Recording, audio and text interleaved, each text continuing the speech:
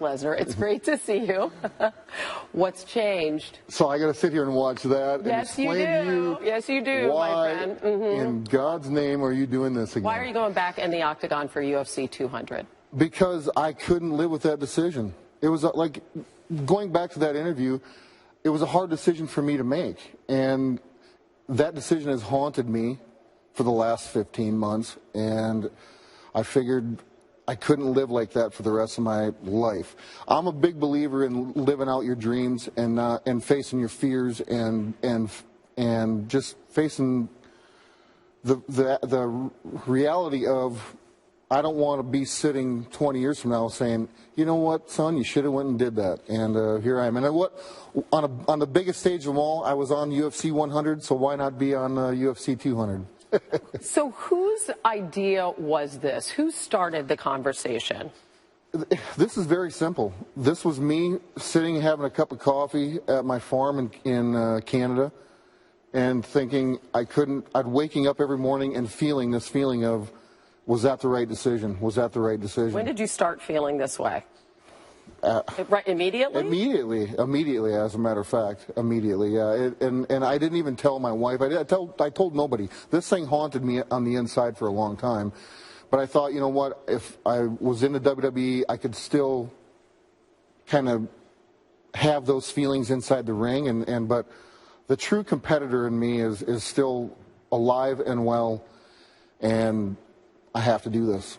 Okay, you left. You had 2 bouts with diverticulitis. So when you left, you weren't healthy. Is this a sense of having unfinished business? Why did this haunt you so much? It haunted me because at the top of my career, I wasn't at the top of my game. So I felt like I was cheated out of my career in the UFC. I didn't lose in my mind and in my heart. I never lost to a foe. I never lost to my opponent. I lost to the diverticulitis. That was my opponent that beat me.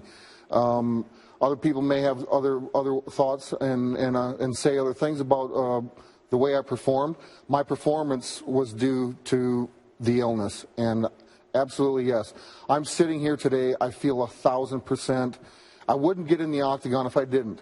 I'm not a second guesser. The only thing I second guessed was my decision of stepping away from the octagon. I know it's been a long time, but I feel great. I don't have to fake it. I'm not faking and telling anybody that, you know, I'm in the greatest shape of my life or something like that.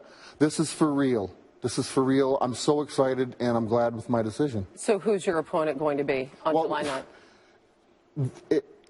I think he just signed the contract as we were walking in here. I was coming in here, and he hadn't signed it yet, but I do believe that it's done and it's official. And on July 9th, UFC 200, I'll be facing Mark Hunt. Mark Hunt.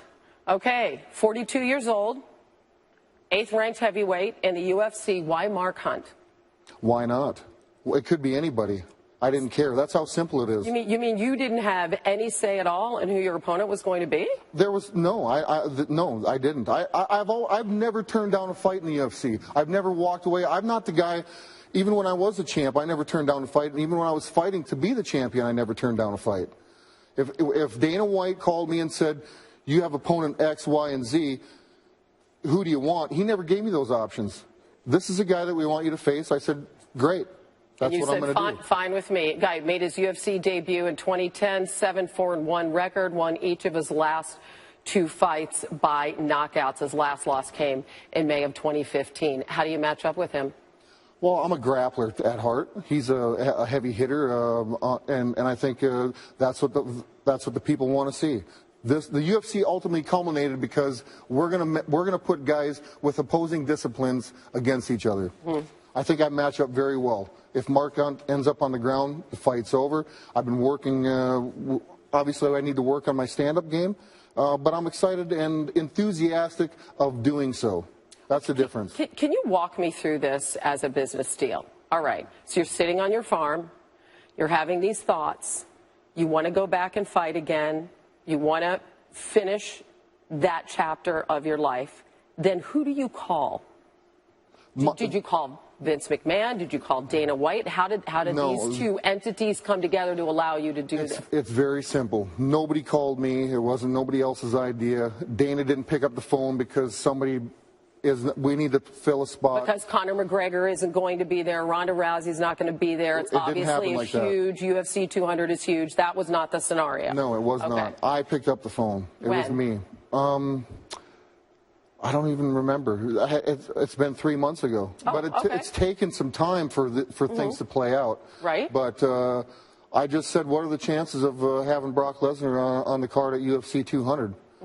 And we got together. You know, obviously I'm still under contract with WWE. So what was their response to this? Well, you just go in and sit down and have a big boy conversation with the boss, Vince McMahon, and it's simple. It's big business. It's billionaire business, and I'm big business. So why the hell wouldn't anybody want Brock Lesnar involved? So he could have been territorial about it. I mean, does the WWE get anything in return for allowing you to do this? I think it's very narrow-mindedness. If you know, I'm a crossover athlete. Okay, I'm the modern day Bo Jackson, people. I'm excited about it. I'm enthusiastic. I couldn't be more excited and honored and to have the opportunity that both companies have faith in Brock Lesnar to allow him to step back in the octagon.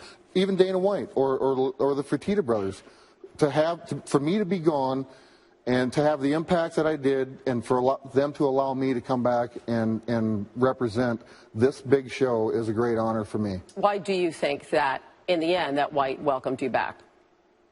Big business. It's all. I mean, at the end of the day, I'm a prize fighter, and I don't fight. Listen, titles don't pay the bills.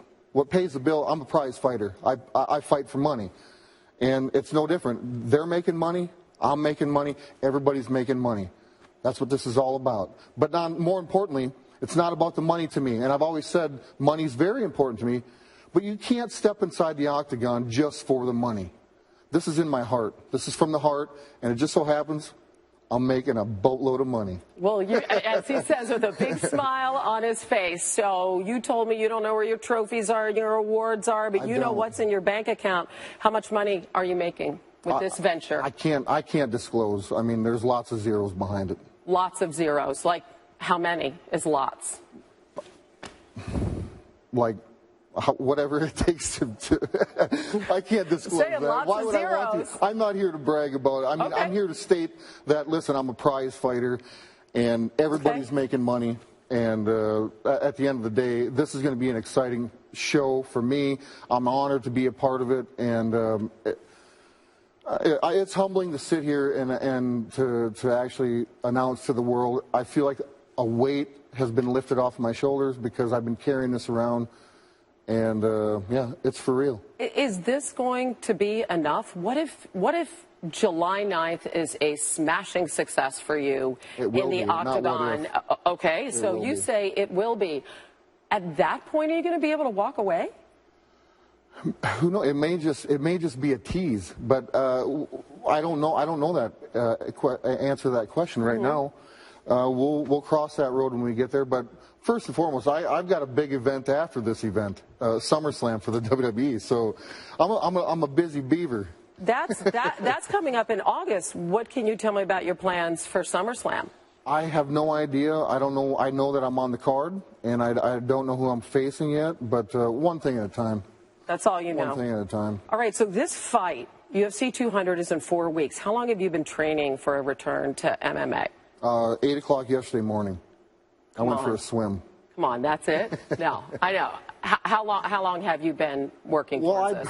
I've been thinking about it for quite some time, and when I had the conversation with Dana, it was a conversation of before I was going to even jump in and see if I needed to get an answer from is this a go or not? Can I participate?